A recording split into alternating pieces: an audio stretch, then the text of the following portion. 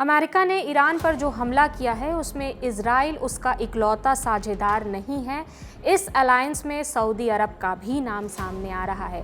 Washington post ने अपनी एक रिपोर्ट में दावा किया है कि इस हमले की जानकारी रखने वाले 4 अधिकारियों ने इस बात की तस्दीक की है। उन्होंने बताया कि सऊदी अरब के क्राउन प्रिंस मोहम्मद बिन सलमान ने पिछले 1 महीने के दौरान प्रेसिडेंट ट्रंप को कई बार फोन मिलाकर हमले की वकालत की थी, जबकि पब्लिकली वो हमेशा इस मसले का कूटनीतिक समाधान करने पर जोर देते रहे हैं। इजराइल तो पहले से ही अमेरिका के साथ था। सऊदी अरब और इजराइल की कोशिशों ने प्रेसिडेंट ट्रंप को और अधिक पुश किया ताकि वो ईरान पर हमला करे। रिपोर्ट में यह भी दावा किया गया है कि सऊदी अरब ने इस हमले के लिए तब जोर लगाया जब अमेरिका और ईरान के बीच न्यूक्लियर प्रोग्राम को लेकर बातचीत चल रही थी। उसी समय सऊदी अरब ने एक आधिकारिक स्टेटमेंट भी जारी किया था, जो सऊदी क्राउन प्रिंस और ईरान के राष्ट्रपति मसूद पेज़ेश्कियान के बीच हुई एक फ़ोन कॉल के बाद आया था। इसमें क्राउन प्रिंस ने साफ तौर पर कहा था कि सऊदी अरब ईरान पर हमले के लिए अपनी ज़मीन या एयरस्पेस का इस्तेमाल करने की इजाज़त नहीं देगा, लेकिन उसके उलट रिपोर्ट में दावा कुछ और ही है। रिपोर्ट में ये कहा गया है कि अमेरिकी अधिकारियों से बातचीत में MBS ने चेतावनी दी थी कि अगर अमेरिका ने अभी हमला नहीं किया तो ईरान भविष्य में और भी ज़्यादा ताकतवर और ख़तरनाक हो जाएगा। उन्होंने याद दिलाया कि अमेरिका ने 2003 के इराक युद्ध के बाद पहली बार मिडिल ईस्ट में अपनी इतनी बड़ी सेना जमा की है और इस मौके का फ़ायदा उठाकर हमला कर देना चाहिए। सऊदी क्राउन प्रिंस MBS की इस बात का समर्थन उनके भाई सऊदी रक्षा मंत्री खालिद बिन सलमान ने भी किया था। रिपोर्ट में ये दावा है कि खालिद बिन सलमान ने जनवरी में वॉशिंगटन में अमेरिकी अधिकारियों के साथ क्लोज डोर मीटिंग्स की थी। तब उन्होंने चेतावनी दी थी कि अगर इस समय ईरान पर हमला नहीं किया गया तो भविष्य में इसके बहुत बुरे नतीजे भुगतने पड़ सकते हैं। रिपोर्ट में आगे दावा किया गया है कि सऊदी अरब के लिए ये एक मुश्किल चुनाव था। एक तरफ वो ईरान को अपना सबसे बड़ा दुश्मन मानते हैं और उसे खत्म करना चाहते हैं, लेकिन दूसरी तरफ उन्हें डर भी था कि अगर वे खुलकर सामने आए तो ईरान जवाबी हमले करेगा और सऊदी अरब के तेल के ठिकानों को निशाना बनाएगा, जिससे नुकसान खुद सऊदी को ही झेलना पड़ सकता था। इसलिए खुलकर वो सामने नहीं आ रहा था।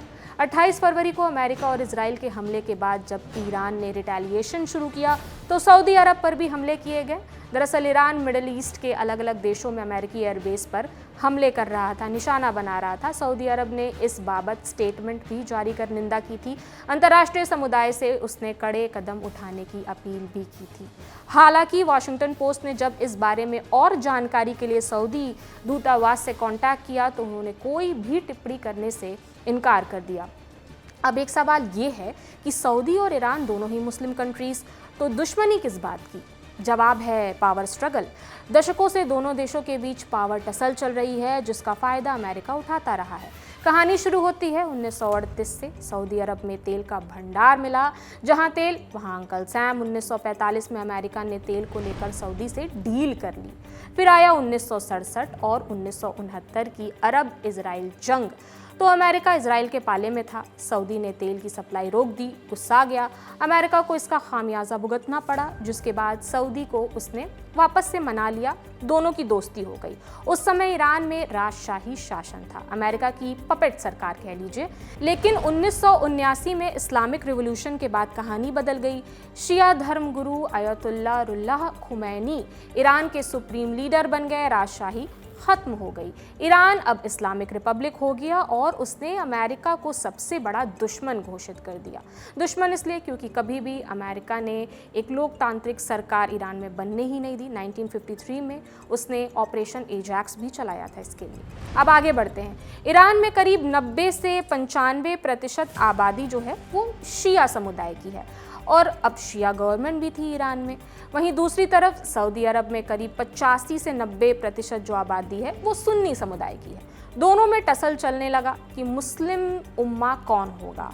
कोल्ड वॉर के दौरान जब ये टसल साफ देखने को मिल रहा था, अमेरिका और सऊदी अरब की दोस्ती और गहरी हुई।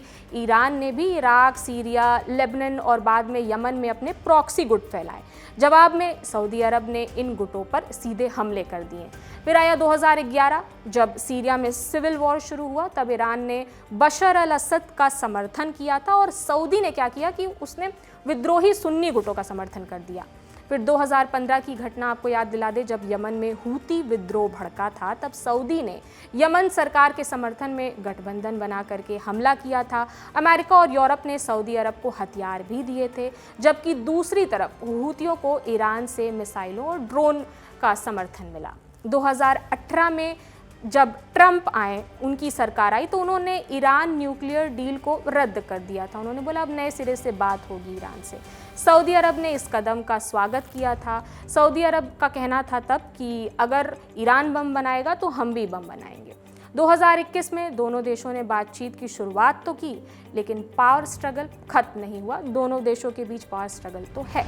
तो ये तो कहानी हुई दोनों देशों के बीच टसल को लेकर। अब ईरान एक बार फिर अनस्टेबल है।